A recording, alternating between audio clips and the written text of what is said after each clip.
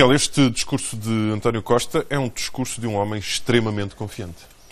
Qual discurso? Este em que rejeita acordos? Que rejeita os acordos, qualquer acordo à direita. Bem, ele precisava demonstrar muita confiança e muita determinação por causa da situação onde estava. Acho que neste congresso do PS, o António Costa andou sempre em cima do arame, em equilíbrio instável. Primeiro, por causa do caso Sócrates. Eu acho que o caso Sócrates, de certa maneira, sequestrou o congresso do Partido Socialista.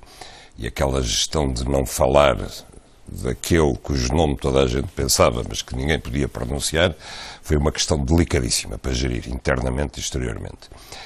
Depois havia a questão da política de alianças, né? Porque aquilo que podiam ser as perspectivas políticas de António Costa e do Partido Socialista para daqui a um ano mudaram no espaço de 8 dias. A prisão de José Sócrates mudou completamente. Isso é uma coisa que todos nós percebemos, né? Esta questão vai-se arrastar o ano inteiro.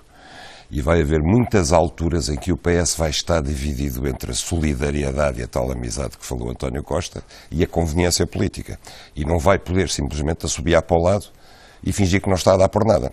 Sob pena, afinal, as pessoas dizerem abandonaram o pobre do Sócrates e tal. Até porque José Sócrates já deu a entender no final da semana passada que vai continuar a fazer-se ouvir, claro, seja de que forma for. O animal feroz está preso, mas não está enjaulado. São coisas diferentes. Não o vão conseguir calar. Agora, a política de alianças era determinante na perspectiva que o PS não vai ter uma maioria absoluta. Eu sou capaz de apostar neste momento, o PS não vai ter uma maioria absoluta se é que ganha as eleições. E, portanto, havia que saber com quem é que ele podia governar. Ora, aí eu acho que Costa me surpreendeu um bocado. Ele descartou liminarmente um acordo com a atual maioria, ou com o PSD. Mas também deixou entender que, havendo mudanças dentro do PSD... Sim, mas as mudanças seriam eles mudarem de política, passar a fazer a política do Partido Socialista, o que não se está a ver que seja possível, não é? Eu acho que ele descartou qualquer acordo possível, seja em posição dominante para o Partido Socialista. Ao mesmo tempo que estendeu uma mão à esquerda, mas concretamente apenas ao livro do Rui Tavares. E o livro do Rui Tavares não vai mudar de prego nem estopa a situação, não é? Portanto, esse problema mantém-se. O terceiro problema do equilíbrio instável de Costa é que ele tinha que dizer alguma coisa sobre onde é que estava a diferença, mas não quer dizer tudo, porque só apresentará um programa, mais ou menos, do governo lá para a primavera que vem. E, portanto, continuamos naquela nebulosa. Costa diz que não segue com esta política, nem fará alianças com quem defende esta política, mas não diz em concreto o que é preciso mudar. É a questão da dívida, é a questão do déficit, o que é que vai mudar. Os seus detratores dizem que ele vai até às eleições sem dizer o que é que quer. Isso não pode ser, Rodrigo. Isso não não pode sei, ser. Isso não acredito. Alguma coisa vai ter que dizer, nem que sejam os jornalistas, ter que lhe arrancar. Quer dizer, algum dia António Costa vai ter que ser confrontado com questões diretas e ele não vai poder dizer responde mais tarde. Esse dia vai acontecer, mas ainda não foi neste Congresso. E o que pensas, Miguel, desta inovação? Penso que assistimos na última semana àquilo que aparentemente é o princípio do fim do Bloco de Esquerda. E não deixa de ser curioso que um partido tão pequeno tenha tantas diferenças. A Catarina Martins diz que as diferenças do Bloco de Esquerda é uma questão de feitio, mas eu acho que é feitio a mais, quer dizer, são cabeças a mais. E há duas correntes dominantes, tanto quanto se percebeu, a trotskista e a leninista, digamos assim, e a história ensina-nos que as duas estão condenadas a não se entenderem. Aquilo só provisoriamente é que pode funcionar. Portanto, eu acho que esta espécie de acordo para fora que se fez, em que consiste no fim em tirar 2 coordenadores, já havia um a mais, mas tira-se um, que é João Semedo, eu não sei se ele saiu mesmo por quis ou se foi convencido a sair, sei que era dos elementos mais credíveis, se não o mais credível do Bloco de Esquerda, e a outra coordenadora, Catarina Martins, foi despromovida a porta-voz num conjunto de 6 outros coordenadores. Ora, francamente, eu não sei em que é que isto terá melhorado as possibilidades do Bloco de Esquerda, mas mais importante que isso também foi o próprio Congresso do Bloco de Esquerda, acontecido há uma semana. Porque aquilo que eu pude seguir, aquilo que eu vi, parecia que as duas fações só tinham um tema. Um dizia mata o PS e o outro dizia esfola o PS. E então chega-se à questão essencial. O que é que o Bloco de Esquerda quer ser?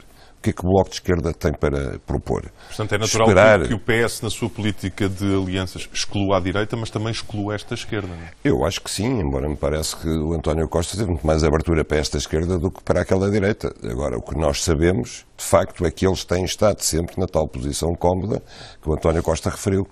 E, portanto, não sei se o futuro do Bloco de Esquerda é dizer que não a qualquer acordo que não seja nos seus princípios programáticos e ficar à espera de novo governo minoritário do PS para, no futuro, voltar a fazer o que fez com o governo de José Sócrates, que foi aliar-se à direita para derrubar o governo do PS. Miguel, não subscrevendo tu, naturalmente, aquelas ideias da ultradireita que diz que toda a imigração é má, pergunto se toda a imigração é boa. Não, eu acho que nem uma coisa nem outra, mas acho que estes números conjugados com os dados que o INE divulgou hoje sobre os dados demográficos são o atestado de uma tragédia nacional que está em curso à vista de nós todos. Digamos simplesmente isto. Nos últimos 10 anos, Portugal perdeu cerca de 50 mil habitantes. E os números não foram catastróficos porque recebíamos imigrantes cá. Ora, isso parou. E como parou, começámos a assistir a um movimento contrário. Entre 2011 e 2013 saíram 350 mil portugueses. Em 2012, como vimos, saíram 121 mil, dos quais 97% são portugueses. E dos quais a grande maioria são jovens, 70%. E muitos imigrantes que vieram para o nosso país e que estão a regressar aos seus países. Esses começaram a sair antes, assim que pararam, sobretudo as obras públicas, a construção, etc., começaram a sair antes. E nós temos hoje um problema que é o oposto do que tem a Inglaterra, por exemplo. A Inglaterra queixa-se de estar com imigrantes a mais. Nós paramos. Como ao mesmo tempo paramos de fazer filhos, como o crescimento da natalidade é negativo, nós estamos a caminho de um país absolutamente sem futuro algum. É que é um país cada vez mais envelhecido, com menos gente em idade de trabalhar, com mais gente a ter que ser assistida pelo Estado e com os jovens a irem-se embora. Que é um retrato verdadeiramente trágico daquilo que está a acontecer. Pensámos durante muito tempo que a queda da natalidade poderia ser compensada com os imigrantes que vinham para cá, que eram novos, que vinham trabalhar, começavam logo a descontar para a Segurança Social, que se integrariam, etc. E neste momento estamos a assistir a que o grosso deles foi-se embora, os que eram os mais pobres, os da construção civil, e os outros deixaram de vir também. Mas houve também, por exemplo, no caso dos brasileiros, nem todos eram da construção civil, houve muitos brasileiros a regressar quando o Brasil começou a dar sinais de recuperação económica. Pensas que a imigração, recebermos imigrantes, é uma riqueza cultural para o país? Eu acho que é em qualquer situação. Agora, é neste momento mais que uma riqueza, uma necessidade, a menos que os portugueses recomecem a fazer filhos, e os dados do INE também dizem que cada vez as mulheres têm filhos mais tarde. A política de um filho é a política geral hoje em dia, e curiosamente o único número nestas questões que não aumentou foi o divórcio, que diminuiu. Porquê? Por razões económicas derivadas da crise, não é? Portanto, Portugal está na situação oposta a que estão muitos países da Europa. Nós precisamos de imigrantes, porque, desgraçadamente, não só não fazemos filhos, como muitos deles estão a sair embora. E de cativar os jovens portugueses para ficarem por cá. Miguel, voltaremos a ver-nos na próxima semana, excepcionalmente na terça-feira, a seguir ao feriado.